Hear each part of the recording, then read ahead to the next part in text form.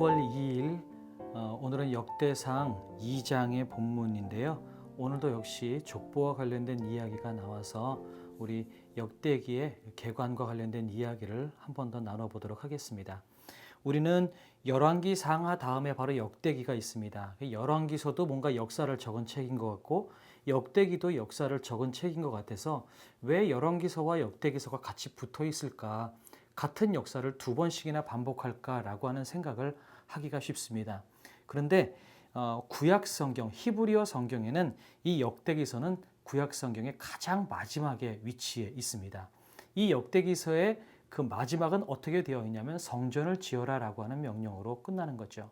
그렇기 때문에 이 히브리어 성경을 읽은 그 유대인들이 해야 될 책임, 그리고 그들의 사명은 성전을 짓고 우리가 성전의 사람, 하나님을 예배하는 사람이 되어야 되겠다라는 책임감을 가질 수밖에 없다라는 것입니다. 어제 말씀드렸던 것처럼 바벨론 포로에서 돌아온 이스라엘 백성이 과연 우리가 어떤 사람들일까? 하나님께서 우리를 회복시켜 주실까? 왜 우리는 회복이 되지 않을까? 라고 하는 질문들에 대해서 답을 주기 위해서 쓴 책이다라고 제가 말씀을 드렸습니다.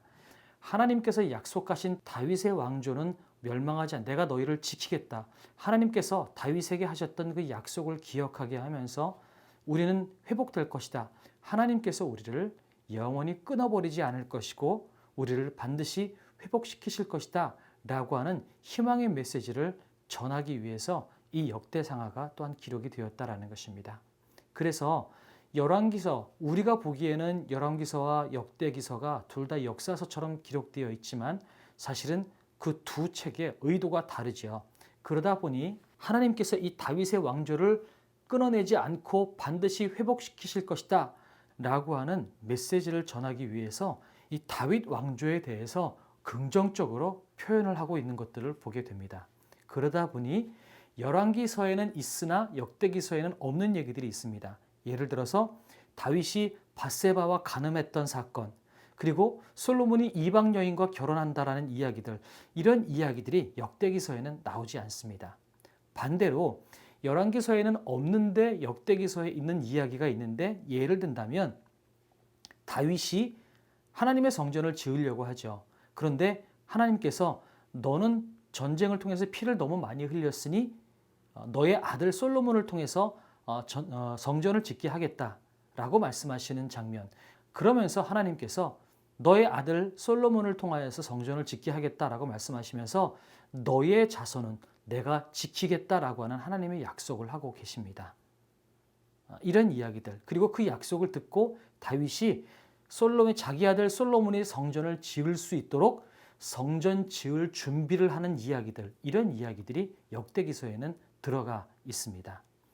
그래서 그런 이야기들을 통해서 해주기 원하는 것은 하나님께서는 이 다윗의 왕조, 다윗의 자손들을 통하여서 이 유다 왕조를 지키고 보호하고 인도하겠다, 신실하게 지키고 인도하겠다라는 이야기를 하고 싶어 하는 것입니다. 특별히 오늘 2장 본문에 보면 묵상집에도 나와 있는데요. 이런 많은 족보들을 이야기할 때 아갈, 야일 같은 실수한 사람, 잘못한 사람, 죄를 지은 사람에 대해서도 유다 족보 중에 죄를 지은 사람에 대해서도 이야기를 하고 있습니다. 그럼에도 불구하고 나는 너희를 향하여서 신실하게 약속을 지켜내겠다라고 하는 하나님의 마음을 이야기하고 있다는 거죠. 유다의 왕조가 너무나 잘하고 그렇게 지켜낼 만한 가치가 있어서 지켜낸 것이 아니라 하나님께서 다윗의 왕조를 지켜내시겠다라고 하셨던 약속을 하셨기에 그 약속을 지켜내고 계신다. 유다 왕조는 실수하기도 하고 넘어지기도 했지만 하나님은 그 약속을 지켜내셨다라는 이야기를 하기 위해서 이 족보를 계속해서 기록해내고 있는 것입니다. 하나님은 신실하십니다. 우리가 순간순간 지날 때는 하나님이 때로는 가혹해 보이기도 하고 왜 하나님이 우리한테 이렇게 선을 베푸시지 않을까라고 의심할 수도 있지만 돌이켜서 지나간 인생들을 돌이켜보면 하나님은 언제나 선하셨습니다. 언제나 최고의 것으로 우리에게 주셨고 하나님의 은혜 때문에 우리가 여기까지 왔다는 사실들을 우리가 고백할 수밖에 없게 됩니다. 그것을 이야기하기 위해서 오늘도 역시 족보를 계속해서 나열하고 있습니다. 그래서 오늘은 오래된 찬양이기는 한데요. 하나님 한 번도 나를 실망시킨 적 없으시고 오 신실하신 주, 신실하신 주님을 찬양하며 우리 기도하도록 하겠습니다. 하나님 한 번도 나를 실망시킨 적 없으시고 언제나 공평과 은혜로 나를 지키셨네. 신실하신 주, 오 신실하신 주, 내 너를 떠나지도 않으리라, 내 너를 버리지도 않으리라. 약속하셨던 주님, 그 약속을 지키사 이후로도 영원토록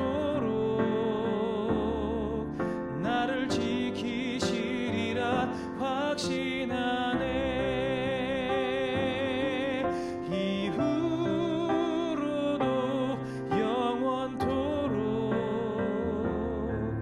나를 지키시리라 확신하네.